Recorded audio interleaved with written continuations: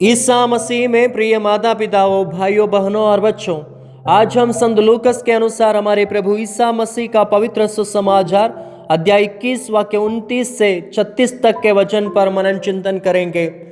यीशु ने अंजीर वृक्ष और अन्य वृक्षों का दृष्टांत देकर अपने शिष्यों को समय की निशानियों को समझने की शिक्षा दी। यहूदी परंपरा में अंजीर का वृक्ष इस्राएल का प्रतीक माना जाता है। जब अंजीर वृक्ष नई कोपलें निकालता है तो यह बताता है कि गर्मी निकट है। इसी प्रकार जब लोग युग की घटनाओं को देखते हैं, युद्ध, प्राकृतिक आपदाएं, नैतिक पतन, तो यह समझना आवश्यक है कि ईश्वर का राज्य निकट आ रहा है। यीशु की यह चेतावनी केवल तत्कालीन यहूदी समाज के लिए नहीं थी, बल्कि सभी युगों के विश्वासियों के लिए थी। रोमियों द्वारा 17वीं सदी में यरूशलेम के विनाश की भविष्यवाणी पूरी हुई और यह दिखाता है कि मसीह के शब्द सदैव सत्य होते हैं। यह इतिहास हमें याद दिलाता है कि हमें सांसारिक चीजों से अधिक ईश्वर की योजना को समझने पर ध्यान देना चाहिए।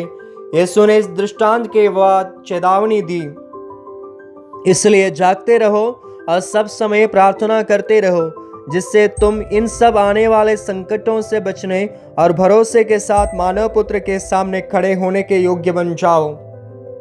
यह संदेश हमें आध्यात्मिक रूप से सतर्क रहने की प्रेरणा देता है। संत अगस्टिन कहते हैं, जो व्यक्ति सांसारिक चीजों में पूरी तरह लिप्त रहता है वह ईश्वर की आंतरिक बुलाहट को सुन नहीं सकता।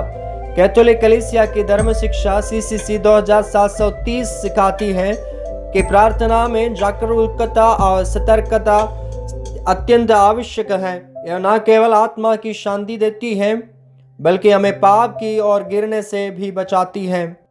संत जॉन पॉल द्वितीय ने अपने एनसाइक्लिकल रिडेम्पटोरिस माटर में कहा कि माता मरियम आत्मिक सतर्कता का सर्वोत्तम उदाहरण है। उन्होंने अपने जीवन भर ईश्वर की योजना में विश्वास रखा और प्रार्थना में जागरूक रही। हमें भी चाहिए कि हम माता मरियम की तरह सतर्क रहें और अपने हृदय को ईश्वर के अनुग्रह के लिए खोलें। कैथोलिक कलीसिया में सिखाती है कि हम केवल अंत समय की प्रतीक्षा करने के लिए नहीं, बल्कि उसे स्वीकार करने के लिए बुलाए गए हैं। संत थॉमस एक्विनास कहते हैं कि जब हम सतर्क रहते हैं और ईश्वर के मार्ग पर चलते हैं तो हम उसके राज्य में प्रवेश करने की तैयार कर रहे होते हैं।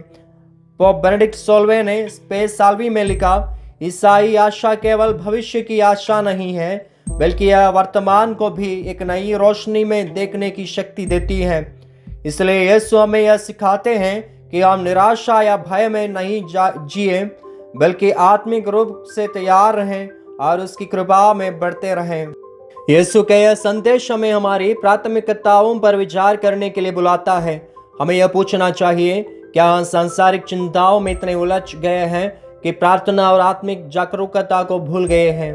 क्या हम ईश्वर के राज्य की निशानियों को पहचानने के लिए तैयार हैं? जैसे हम हर दिन जागने के लिए अलार्म घड़ी का उपयोग करते हैं, वैसे ही हमें आत्मिक रूप से जागरूक रहने के लिए भी आध्यात्मिक अलार्म की आवश्यकता है, जो प्रार्थना, उपवास, भले कर्म और पवित्र आत्मा की अगुवाई में चलने से प्राप्त होती है।